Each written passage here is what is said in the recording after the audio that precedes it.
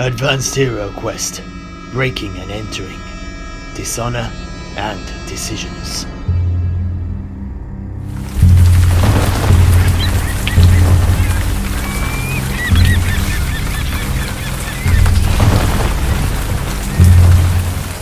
After breaking and entering into the Annex of the now raised Engineering Guild's lodge, the elf Torallion and his accomplice, the senior apprentice Joseph Steiner, had finally secured the building and unexpectedly found and freed the last remaining guild ironbreaker, their leader, Aldar Rinkeldraz, son of the guild master.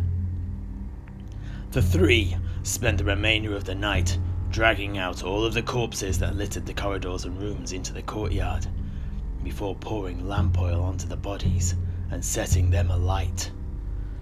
Such a collection of powerful warriors in one place would be a very tempting prize for one of the city's necromancers, such as the notorious Valdatane, or his rival, the dreaded Maria Morte. And the heroes had enough enemies to deal with without gifting one of those megalomaniacs an army of undead dwarfs and Skaven. As the pyre burned, the three began to repair and secure the perimeter to the Annex, fixing locks, replacing bars to the windows, and reinforcing the damaged doors. With this complete, they shut up the Annex as best they could and hoped that it was enough to prevent the Ratmen from returning before the guild could bring reinforcements to garrison it.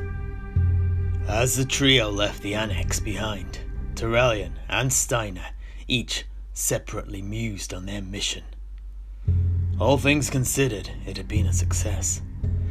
Torallion found the 3 shards to the amulet that would open the secret underground entrance to the Palazzo del Vonto, the lair of their sworn enemy, Marco Broglio.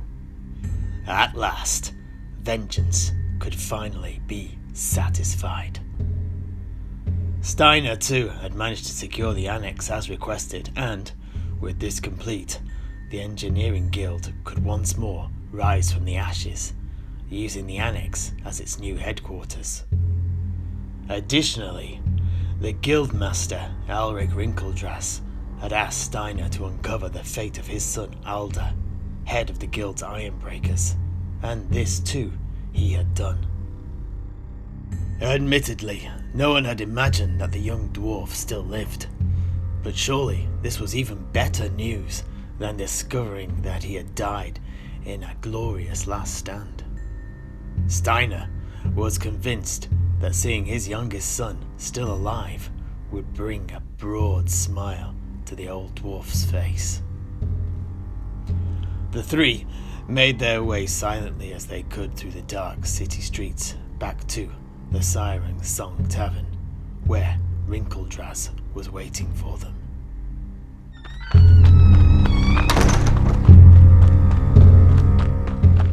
Ahoy, Master Tavern Keeper. We have returned. Ahoy, Steiner. Come in, come in. The Guildmaster is waiting for you at his usual table. Were you successful? Oh yes, indeed, Master Tavern Keeper. Esteemed Guildmaster, we have returned. The Annex is secure. The elf here has his shards, and may I present your son Alda? What? You live? Your ironbreakers are dead. Dead to a man, and yet you live. And you have the temerity to come before me. Steiner, what have you done? Wipe that smile off your face. Father. Silence. Steiner, speak. Where did you find him? My lord, I don't understand. But he was he was trapped in a jail cell in the Annex. The Skaven. What? You hid in a dark room whilst your men died trying to defend the guild. You filthy sniveling. No, father. The Skaven used. Silence! I don't want to hear it. I want neither your lies nor your excuses. Your ignominy of your discovery tells me everything I need to know. You're no son of mine, nor are you a member of this guild.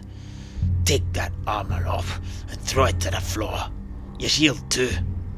I forbid you to use the name of Rinkeldraz henceforth, our family has no space for cowards who hide in jail cells. Father! No. Fine. Think what you like. I know the truth. It's you, not I, that brings shame and dishonour to our name. I wipe myself clean of it, as I wipe my axe clean of the Skaven blood in the Annex. I am a dwarf. My honour is my life, but you have taken that away from me in this very moment. I'll not waste any more time with my words on a thick-headed old fool like you. But without my honour, I am nothing. So I shall take the path of the Slayer and seek redemption in the eyes of my ancestors and forgiveness for living. I shall become as death to my enemies until I face he that takes my life, and with it this needless shame you have branded me with. May my death give you satisfaction. Get out!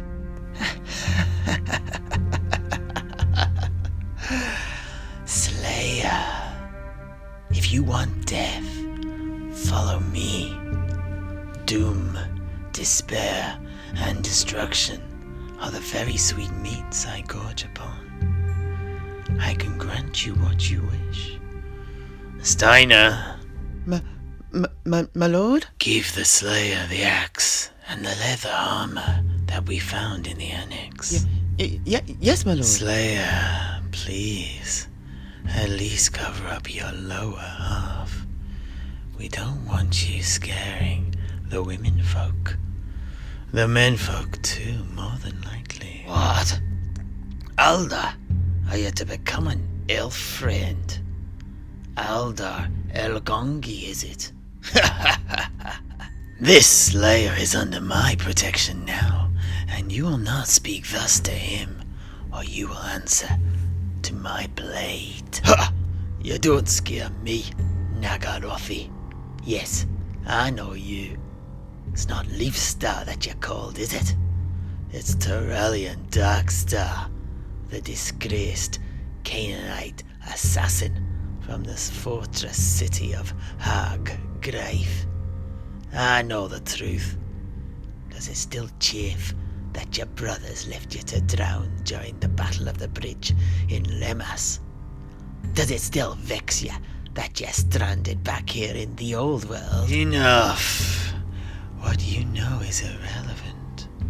But if you truly understood the meaning of the words you now speak, you would not utter them in my presence.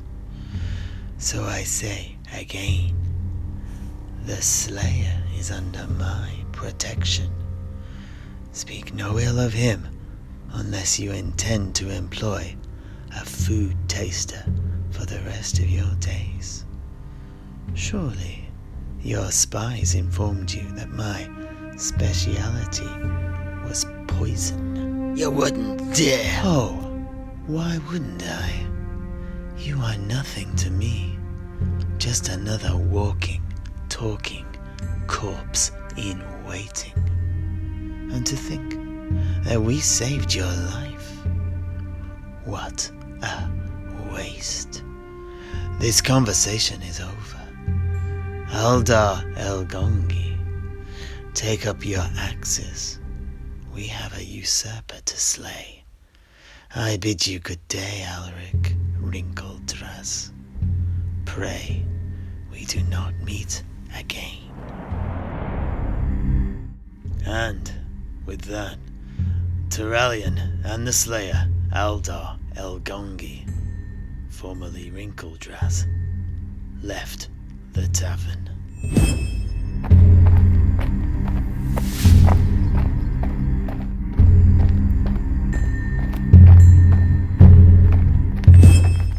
The Between Expeditions phase began with both Torallion and Steiner healing their wounds and recovering all of their spent temporary fate points. Then, Torallion gained an additional fate point for recovering the 3 shards to the amulet that would unlock the tower of Marco Broglio. This brought him up to 6. Torallion had also found 240 gold coins on the dead Skaven bodies, and He used part of this to pay his living costs, which were 40 gold crowns. 10 gold crowns plus 5 gold crowns for each fate point that he had, leaving him with 150 gold. Joseph Steiner returned to his usual duties of acting as a mentor and liaison officer to the surviving neophytes of the guild, and shepherding them around. All of the guild's original tutors had been killed in the siege of the lodge, so Alric Wrinkledraz had spent the time since his rescue recruiting tutors from amongst the community leaders of Tabaro in order to teach the next batch of apprentices. The Slayer, Aldar El Gongi, joined Torallion as a character henchman. As such, he had to be paid either straight 75 gold or 50, plus some equipment, totaling at least 25 gold crowns. Torallion gave him the axe that had been found in the Annex and promised to purchase a health potion for 50 gold for him down at Primo Pardini's. He also intended to buy another one for himself.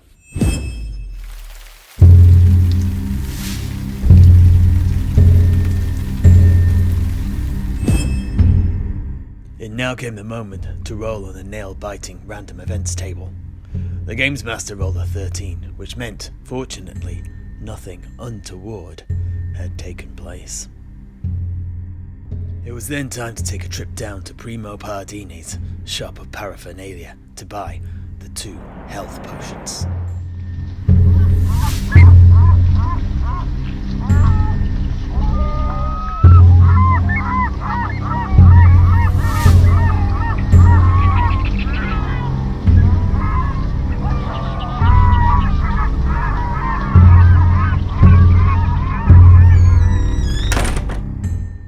Ahoy there! Welcome to Primo Pardini's shop of paraphernalia. What do you... you again. Let me guess. You want a health potion. See? No more than a 2 though.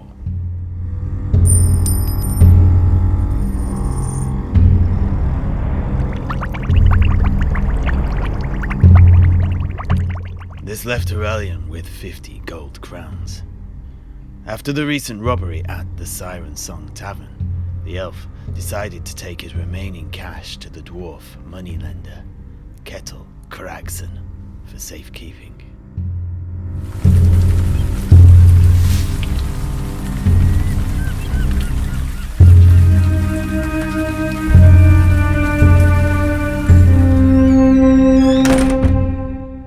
Greetings, Master Elf. What can I do for you? A deposit. My favourite kind of transaction. There's a flat fee of 5 gold crowns each time you want to take some money out or put some more in. This is non-negotiable. Thank you for your patronage. Hope you have a good day, Master Elf.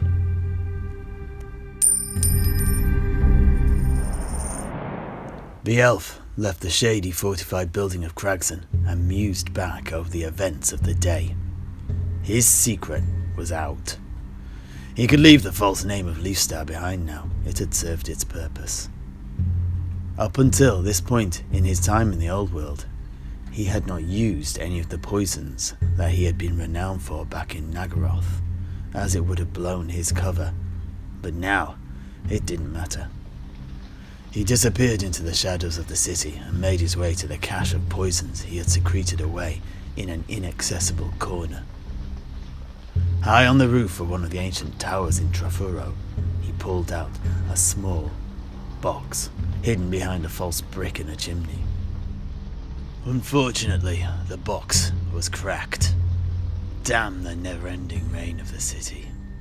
He opened it, and the rotten wood flaked away in his hands. Within were 6 files. He pulled out the first. It too had cracked, and its contents had leaked away. The same was true of the next 4 files. However, the last file was intact. He held it up to the moonlight. It was the venom of the Kai Pa snake, he'd collected back in the jungles of Lustria. It was better than nothing. A drop on the edge of his blade would make any blow doubly as powerful. Torallion spent one of his permanent fate points to gain a heroic skill that would allow him to double the amount of damage dice for a single attack. This reduced his pool of permanent fate points back down to 5. And now, finally, the heroes were ready to embark on the quest to kill Marco Broglio, the usurper of Tobaro. But before that, Torallion wished to know what had really happened to Aldar at the Annex. The newly forged Slayer was happy to oblige and tell his side of the tale. I led my men out to meet the enemy on the parade ground as soon as the alarm was raised, but the Ratmen were there in numbers beyond counting. We quickly found ourselves surrounded. My men and I fought until the ground swilled in blood, and we had to climb over the corpses that had fallen to kill more. But slowly, our numbers dwindled. I, at last, stood alone. But before they finished me, one of the corrupted city watchmen who accompanied the Skaven, the man you called Francisco the Butcher, in fact, interjected when he realized who I was. They wanted to interrogate me, and so a masked ratman with a bizarre barrel strapped to his back came to the fore and hurled a glass globe at my feet. It shattered, and I was engulfed in green gas. I don't remember anymore. Eventually, I awoke in the jail cell where they found me, as the Skaven around scrambled to defend the Annex from you and Apprentice Steiner's attack. Oh, the hypocrisy. That is exactly how your father was felt too, before we rescued him. If you wish revenge upon your sire, merely say the word, and I will arrange it. No, it's not necessary, Elf. You greatly insulted him. I think it'll be I that needs to watch your back, not the other way around. If he comes for me, I will not stay my hand. Understood. If it comes to that, neither will I. But to whom my blades would strike, I do not yet rightly know. Be wary, Elf. We are allies, and I am grateful for your support. But I have lost everything this day, and been forged anew. I still do not know where my loyalties lie. And so I'll say it again. You'd be wise to be as wary of me as you are of our enemies.